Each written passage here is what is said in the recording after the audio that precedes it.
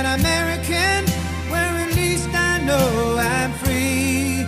And I won't forget the men who died, who gave that right to me, and I gladly stand up. Hello, ladies and gentlemen. Welcome to HCGOP's YouTube channel. My name is Jesse Berger. I'm the chairman of the party. Today we have with us Abraham Durante. He is our representative that is going to be running for Board of Education District 1.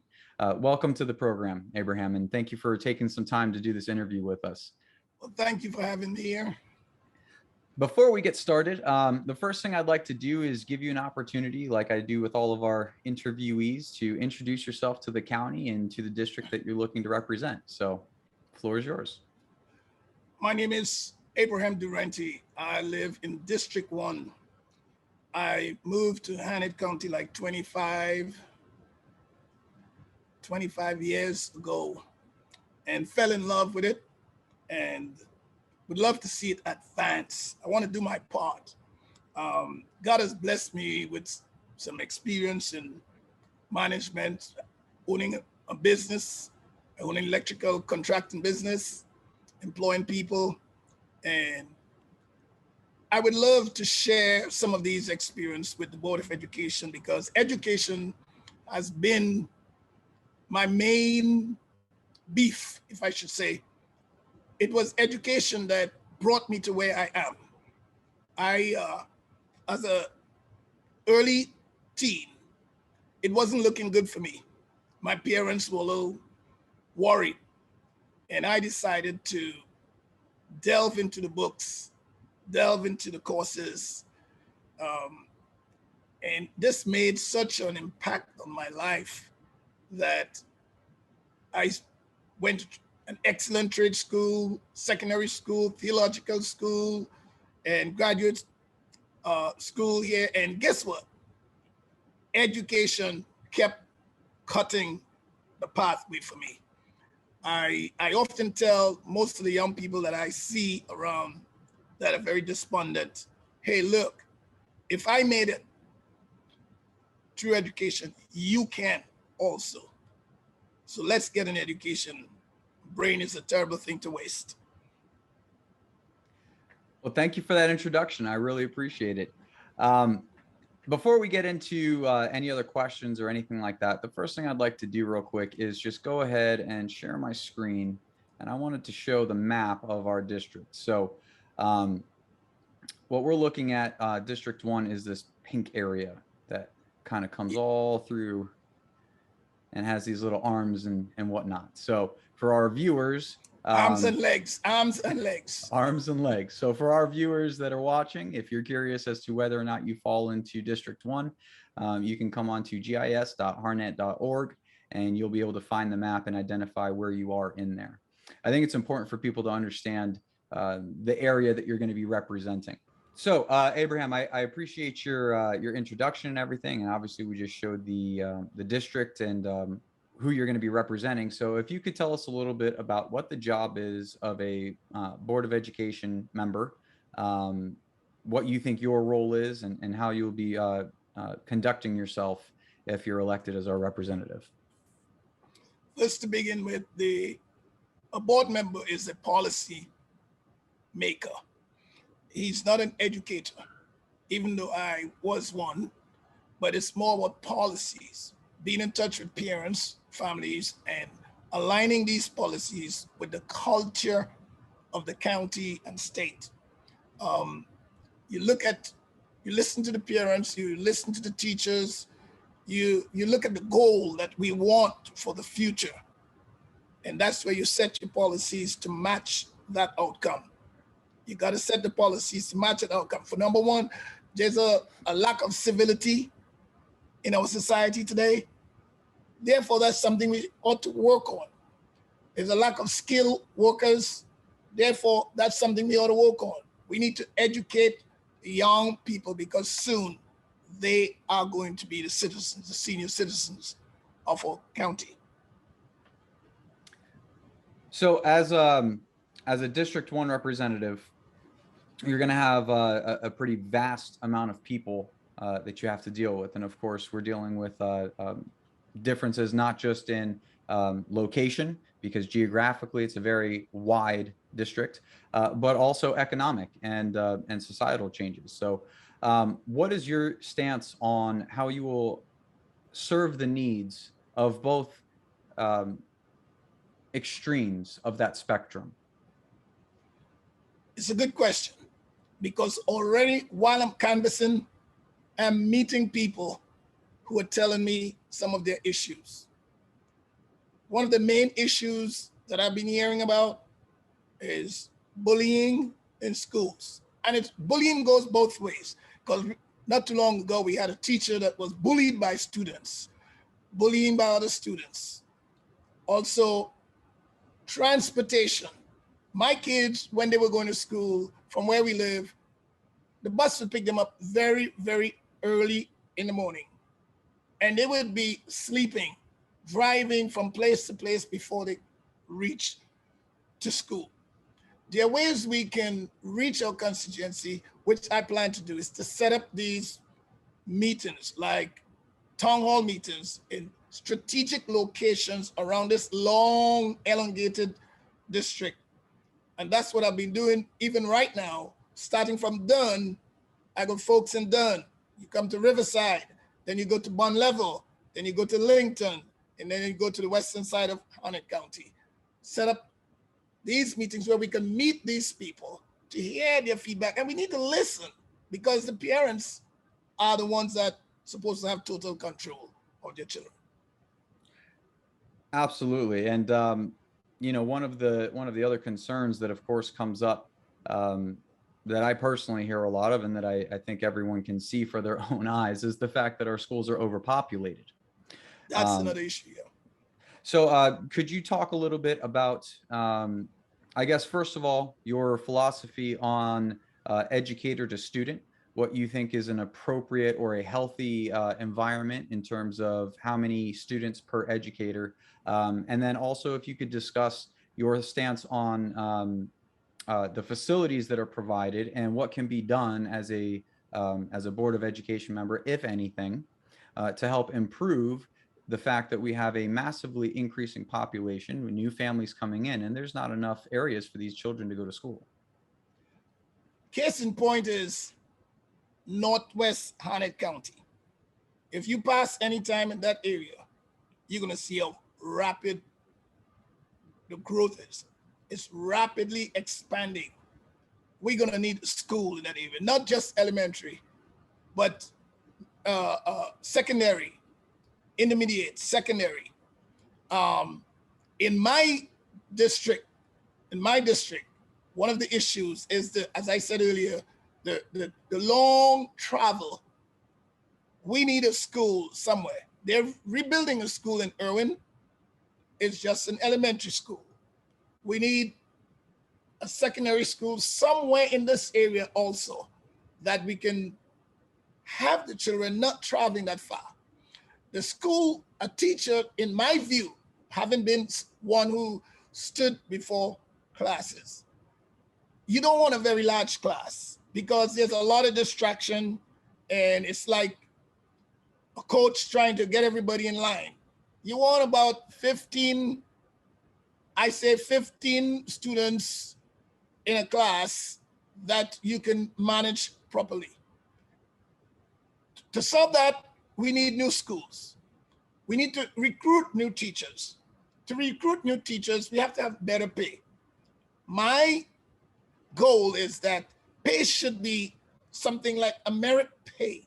I spoke with some of the constituents in the area, and things like a competition or something where you would let the teachers compete for good grade and in the term. And this is my view. If somebody wins out, we can actually pay that person, that teachers, number one, pay off if they have a student loan, pay off the student loan, some incentives for them to participate in this, to become better teachers so they can actually have merit pay. And how do you think that that can tie in on on a larger scale with the actual topics that are being taught. Obviously, we can, everyone has access to the internet for the most part. And it doesn't take much research to realize that our country is not #1 when it comes to education. Oh yeah. It's very low down the line. And so when it comes to the actual curricula that's being taught, what do you think are the focal points that teachers need to be focusing on, and what would be used to grade whether or not that teacher is excelling and meeting that threshold to receive that reward that you're discussing, either paying off their loans or a pay increase or something of that nature? Well, this is very good. I was a recipient of that type of education. I went through an elementary system, a secondary system, and college system that focus heavily on a curricula that involves homework matched with the subject matters and the stages of the subject, not just go and scrape pens or something like that. Actual work that you did in class, you had to do home. So when you come to school the next day, you are prepared for the next level that the teacher is going to teach. We need to have the whole curriculum look at once again. We need to look at it, revamp it, and take out things that are not so important, like CRT, for example, and SEL, for example, strategic emotional learning. I heard this new one. We need to take these things garbage out and focus where the oriented beaten us in math, science, algebra, physics, the things that prepare us to be productive citizens. Look, physics was one of my #1 love, and I'm an electrical technician. And had I not went through physics, I would not have been able to pass my exams and understand the principle of electricity. So that's another thing that I would love to see in our community. Trade being taught in the schools. We have some level of reference to trade in the county, some places, but that's not what I'm talking about. I'm talking about a definitive approach, a trade school where the trades like electricians, mechanic, bricklaying, air condition. Look, we are having, most people you talk to, employers, we're having such a hard time finding good workers. We're having such a hard time finding good workers. Why? Because we are not preparing students for the future role, to be citizens, to be productive citizens. This helps alleviate what you call poverty, so it's real broad. It's very, very broad. And I could only just give you some of these, but time is not permitting me to go through all. Oh, no problem. We have we've got plenty of time to continue discussing. So I'd like to expand a little bit more on what you were just talking about with CRT and SEL, because those are obviously very hot button issues. For myself, I'm 33 years old. When I was in high school, I had many Black friends. That wasn't really an issue to us. It wasn't something that was being brought up. And it seems like this is a much more new phenomenon where race is being put at the center of education, along with sexuality for children in as young as kindergarten. So if you could discuss maybe some of your perspectives on CRT first, as a man of color that's not originally from here, I'd be very interested to hear your thoughts on what's being taught, and hear you kind of shut down some of the fallacies, I guess, that have been coming out. Don't put me in trouble now. Let me tell you something. I was fortunate as I grew up to have a Black principal, fortunate to have Black teachers, Black policemen, Black prime minister, educated, who said to us, the way to success is through education. Now, I'm a firm believer in teaching true history. Yes, we had slavery, we had things, but on a whole, the nation has made a move away from that. There is so much opportunity to go forward. When I arrived, nobody stopped me. I went to Raleigh, I got my electrical license. I opened my business. I serve all races in our community to build my business. I love everybody because as a Christian, all people are created by God. Yes, there are some bad elements in our society. And let me tell you something, that's going to be everywhere, everywhere, regardless of color. You have people who are Chinese, one kind, and a different kind. You have those who are Indians, and there's still a level of racism in their country. So what you have to do, what I did, is I learned, and I teach a lot of people that today as a pastor, you have to learn to navigate like a shark through the ocean of sharks and octopus to get what you want to get. I found out that when you are advancing, nobody stops you. America, nobody stops you. If you want to go forward, it's the mind, it's the training from home. You got to be trained from home, churches, all this stuff to go forward to achieve your goal. SEL is another thing. Let's don't teach it. Let's teach science. Let's teach maths. Let's teach algebra. And you know something? Civics. Civics, let's punctuate civics so that we would understand how a county government works, how a county works, how a state works. A lot of people I talk to sometimes, election is coming, they don't know who is running for anything. They don't know who the president is. So we need to spend a lot of time even in civics. And all this correction has to come from education. Let me drop one thing in here. Not too long ago, I was listening to the leader for Black Lives Matter from New York. I kind of like him. You know, I listen to what he speaks. I don't just jump. And you know, one of the things he said there's too much dropout. That's leading to poverty, and poverty leads to crime. Dropout, we could find a way to stop that dropout. We have to incentivize people not to drop out from school. Let's find out what's going on and make an end to it. I definitely agree. Dropout rates are a problem, and I do believe that you could attest some of the issues with dropout rates to the fact that our school systems have been designed in such a way where we've been pushing out the male teachers. Yeah. And so there is an imbalance of what's going on in the classrooms, and there's an inability for some of these teachers to control the classroom when you have teenage boys that are being rambunctious. So, oh yes, yes.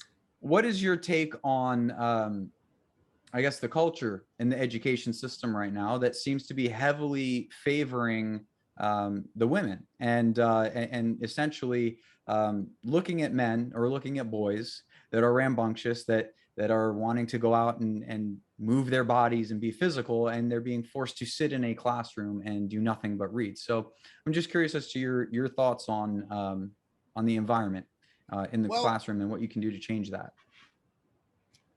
One of the things we have seen happening in our culture is the girls have been pushed forward for education. And the boys, they say they don't want to go, and they push aside because we have a lot of fatherless homes. I believe the school system can generate activities and what we call a mentoring program where we can talk to these people. There is an ad on TV right now that says, talk to your children about drinking, talk to your children about drugs. They listen. I know that's for true. You talk to people. I did it to my sons. I got 4 boys and 1 girl, and none of them smoke. They all went to school. They're all doing good. I didn't have to beat them or cuss them or anything like that. I talked to them. So we need a good mentoring program for the young men so that they could become educated. So whenever the job openings come for teachers, most of the people applying are women because they're the ones filling the colleges. They're the ones studying in the universities for teachers, studying teaching as a major, education as a major. So We have to start. I have hope, Jesse. I do have hope. I have a lot of passion for this. I have hope that we can do something. It's not all over. We can make a change. I tell the folks, get me there, and you're going to see what we can do. So I think that to add on to that, one of the teachers, or many of the teachers actually that I've spoken to that were male, they ended up dropping out. And the main reason that they stepped away from teaching is because they're afraid of getting hit with a sexual harassment lawsuit just for looking at maybe a student in a way that that student deemed inappropriate. So I believe that that is directly tied to this fascination that our education system has with people's sexuality and somehow tying that to your happiness and authentic self. What is your mindset on how we can change some of that? Well, this goes both ways. I was in the school system. Students are going to come to school sometimes with silly ideas, silly notions. You being the teacher, you got to take the high road. If you want to succumb to the trap of young students be nice to you, and then you, as a male, a predator, you want to follow through, then that's on you. It is not just something that happens to him. He made a decision. He made a decision. You can talk to female students. You can be a role model. You can be loved by your female students. It's like a pastor, and yet keep your head high. Keep your head up, your chin up. It's might be tough for some people, but you can do it, you know? I think the concern is when students are making statements and educators take them as God's truth. For example, when a student comes up to their teacher and says, hey, even though I was born a girl, that's wrong. I'm actually a boy.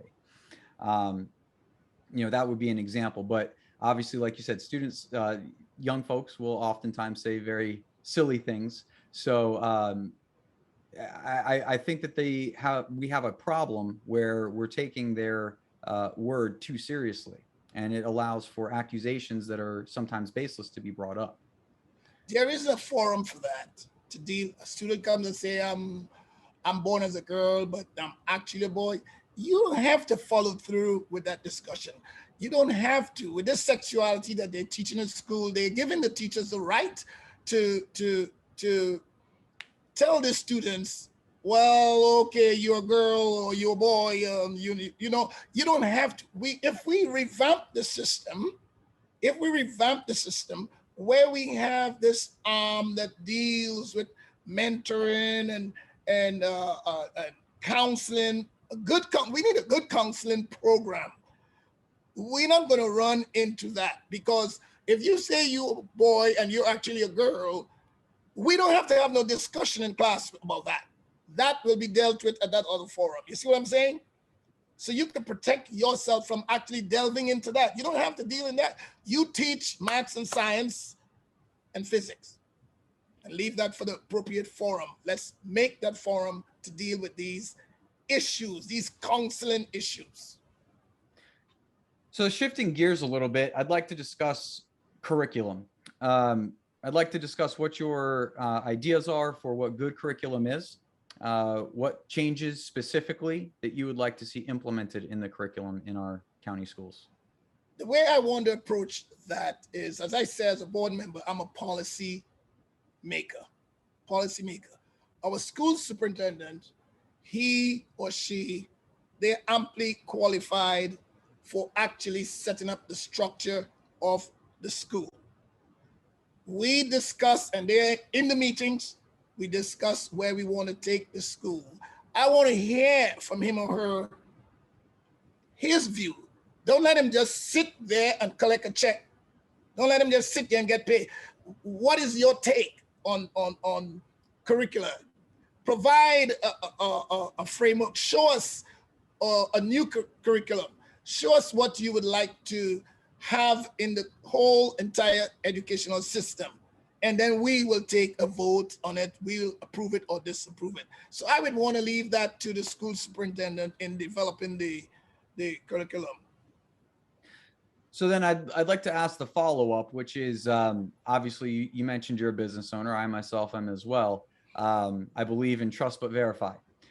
So what will be your mechanism to verify that teachers in the classrooms are sticking to the subject matter that they're supposed to, and that your superintendents are choosing curricula that is representative of the parents in the county? You know, something I have in mind is impromptu visits. Impromptu visits. As a board member, you're a board member of the school system, and you can visit the schools in your district and outside of your district. You can get in touch with, do liaison with the principal of the school, or you could even pass it through the superintendent, and you make these visits, impromptu visits. Just walk to a class sometimes, hear what they're teaching. When I was an instructor, my superintendent would, my supervisor would sometimes just walk in the class and take a seat in the back of my class and give me a good recommendation, by the way, how I handled my class and the things I did. Give me a good write-up. So this is one way that you can verify or monitor what is being done in the class. The only other way you can do is through the superintendent and the principals, and seeing that they stick to the curriculum, that they stick to it, and test the students based upon it. In fact, I would want to see the curriculum. I would want to look at it from top to bottom. What stage in the game their tests, because one of the things that made my students successful is we had quizzes and tests, not just tests, but we had quizzes. Every time I taught a new principle or something, a new aspect of the course, I would have quizzes. It wasn't something that they would be like afraid of. It would help them, prepare them for the tests. And so these are where we can actually monitor, and I guess with 4 board members, 5 board members, we can also come up with other ways. It's not just me alone. We have to have some kind of consensus among ourselves. Oh, of course. So actually that's a great segue into a follow-up question, which is, in the event that you have a bit of contention with your other board members, what is your philosophy and your approach to how you'll handle those types of situations? Well, this is also a lovely question. Given my background as a minister, as I said, I used to be the executive secretary of a council of churches.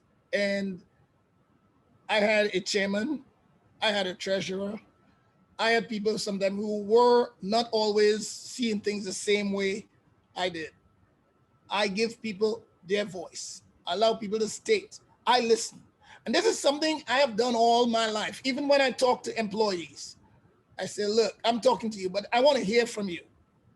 I cannot know what you have in your mind or what your position is unless you speak to me. But I'm going to ask you one thing. When I'm speaking to you, I want you to listen. And when you're speaking to me, I will listen. And that way, with human nature, we can come to a consensus with respect. If you're going there with an antagonistic approach, I'm big and I want to fight everybody, you're not going to get anywhere. You have to respect one another. Know that you are just one of the 5. You're just one. We all are colleagues, and all decisions are not just, I'm not the Lord coming to just take over. No, let us together. Let us do something. Look at it. At the end, if I make my best speech, I told some of the people, if they send me there and I'm not doing what I say I'm going to do, get me out or I'm going to resign. You know what they say? Oh, no, we know you, Abraham. We know you're going to do what you say you're going to do. Because working with people takes skill, respect, skill, knowing that other people are important. So one last question before we start wrapping up here. Um, and I don't want to put you in a tight spot, so forewarning, but what would you say is your top reason or your top item that you believe the current representative of District 1 could be doing better, that you believe you're the best option to fill that spot? I thought about this a lot. The seat, this is an uphill climb. This is why I tell people, look, listen to me, talk to me, call me. I will explain a lot of things to you. The current incumbent has been there for probably 18 years or more, a Democrat. The other 4 seats are held by Republicans. You cannot have a sway, a real sway. So I let my constituents know, look, you've been voting one way for 18 years. My colleagues would listen to me because we are on the same sheet of music. I believe that by putting me there, I can sway. These are the guys, I know them all. I know them. We met in the Board of Elections sometimes together, filing for elections. Some of them won. I didn't. But I can actually work with the team because we're on the same side. I can get things done. Contrary to the person who has been there and the person who is seeking to go there now would just win because they're in a predominant stronghold of Democrats, and they win and they just sit there for year after year after year after year doing nothing because they don't have the power. But me being a Republican with the other Republicans, guess what? The whole county would be empowered to get things done. Well, I appreciate that. And I appreciate you taking the time to talk with the people of Harnett County and the people of District 1. I hope that your message is able to get out. And of course, this is going to be widely available. So in closing, if you could just give us your closing statement and then how people can get a hold of you, where they can find information and learn more about your candidacy. Well, as I stated that in 2018, I ran, and I wasn't going to run again, but when I saw what was taking place, particularly CRT and dropouts, I felt that I had to do it again. God has placed in my heart a desire to help our society, a desire to help our community, to help in education. I've been in education. I've been a former instructor myself. And just if I may say this, when I took over the class and I was employed, there was a large dropout of students from that class. The students started spreading word that we have a new teacher and they like him and he's teaching. Do you know a lot of students who had dropped out of school re-enlisted and came to my class and became successful? I want to train the mind. I want to help people. Young people sometimes don't even know what they want. It takes elders to guide them. That's why the Bible says, elders, train up a child in the way he should go. He doesn't know. You train him up in the way he should go, so that when he is older, he will not depart from it. And this is something I have in my heart. I did it with my own kids. Let me train them in the way. I got 2 boys. One served in the Marine and one is still in the Air Force. The others are doing other things successfully. And it's because I spent time nurturing them when they were young, talking to them, showing them, as I said earlier, they don't do drugs, they don't smoke, they might drink a little wine because they saw me drink. I introduced them to it. They give big tips because they saw me doing it. They actually used to try to dress like me. Why? Because they love the dad. We could let the students love. Children would love educators if educators realize our job is to guide you, not to use you, but to guide you. They want that covering. And education is the best, the only place I think for us to affect change for the future, all these young people that are going to school are going to be the policeman, the sheriff, the county officers in the future. And if they don't know how to get along, how to be civil, they don't know good history, God helps what kind of nation we're going to have in the future. I love America. I love America. America is a great country. God bless America. But for America to remain strong, we must make that input in the educational system of our young people, so we would not be run away. We got enemies who are spending money to introduce communism in a subtle way, a very subtle way into our school system. And the money is making a difference. It's affecting people. So I want to go there because I believe that God has placed this in my heart to help. I pray that people would call. Now, as I said, trade school is something I want to get on. I do have a website. It's still under construction because it's a new decision to run. It's called Abraham for www.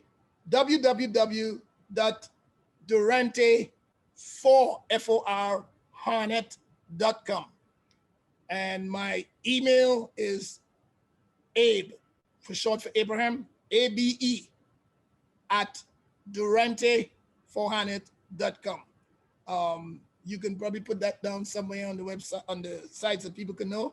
My telephone number, yes, my telephone number is 910-644-2338. I'm walking the county. I'm talking to people, garages, gatherings. A lot of folks are excited. I also ran out of money. I'm running out of money. I got to put more signs. I got to do other stuff. And so we need contribution also. Call me. I get a lot of junk calls sometimes. So you can text. A lot of people are doing that now. You can text me, say, hey, I'm this person. I wanted to have a word with you. Can I call you? You know, and we can all come together and do something positive. Jesse, I'm excited for education. Well, I'm excited as well. Education is one of the top 3 items that I said that we needed to work on as a county when I first took over this position as chair. And I'm very excited for what the future has to bring. Our youth is the future of the country, and it starts with the education, like you said. So we look forward to supporting you as a party, and we look forward to helping you getting elected. So thank you so much for your time. I really appreciate it, and we'll try and do more of these. Let's make it happen. Absolutely. Thank you. And I'm proud to be an American, where at least I know I'm free. And I won't forget the men who died.